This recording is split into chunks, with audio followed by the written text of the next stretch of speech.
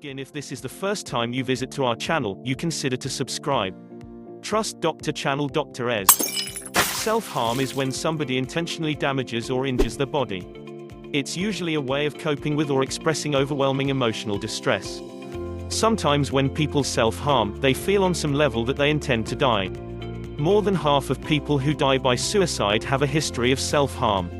But the intention is more often to punish themselves, express their distress, or relieve unbearable tension. Sometimes it's a mixture of all three.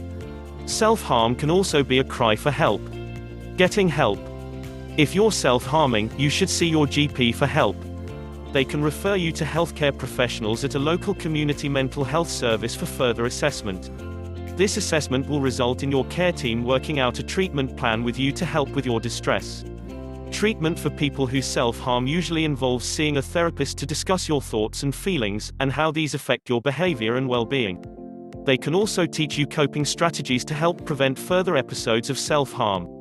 If you're badly depressed, it could also involve taking antidepressants or other medication. Types of self-harm. There are many different ways people can intentionally harm themselves, such as cutting or burning their skin, punching or hitting themselves, poisoning themselves with tablets or liquids, or similar. People often try to keep self-harm a secret because of shame or fear of discovery. For example, if they're cutting themselves, they may cover up the skin and avoid discussing the problem. It's often up to close family and friends to notice when somebody is self-harming, and to approach the subject with care and understanding. Signs of self-harm.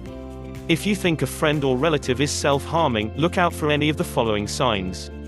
Unexplained cuts, bruises or cigarette burns, usually on their wrists, arms, thighs and chest. Keeping themselves fully covered at all times, even in hot weather. Signs of depression, such as low mood, tearfulness or a lack of motivation or interest in anything. Self-loathing and expressing a wish to punish themselves. Not wanting to go on and wishing to end it all. Becoming very withdrawn and not speaking to others. Signs of low self-esteem, such as blaming themselves for any problems or thinking they're not good enough for something. Signs they have been pulling out their hair. People who self-harm can seriously hurt themselves, so it's important that they speak to a GP about the underlying issue and request treatment or therapy that could help them.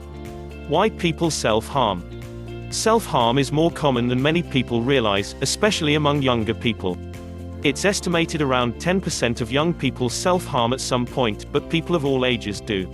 This figure is also likely to be an underestimate, as not everyone seeks help.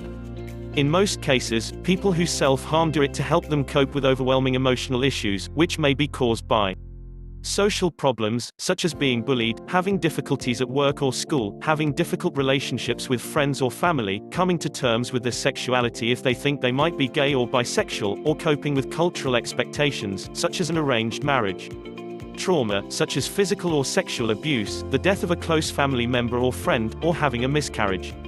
Psychological causes, such as having repeated thoughts or voices telling them to self-harm, disassociating, losing touch with who they are and with their surroundings, or borderline personality disorder. These issues can lead to a buildup of intense feelings of anger, guilt, hopelessness and self-hatred. The person may not know who to turn to for help, and self-harming may become a way to release these pent-up feelings. Self-harm is linked to anxiety and depression. These mental health conditions can affect people of any age. Self-harm can also occur alongside antisocial behavior, such as misbehaving at school or getting into trouble with the police. Although some people who self-harm are at a high risk of suicide, many people who self-harm don't want to end their lives. In fact, the self-harm may help them cope with emotional distress so they don't feel the need to kill themselves.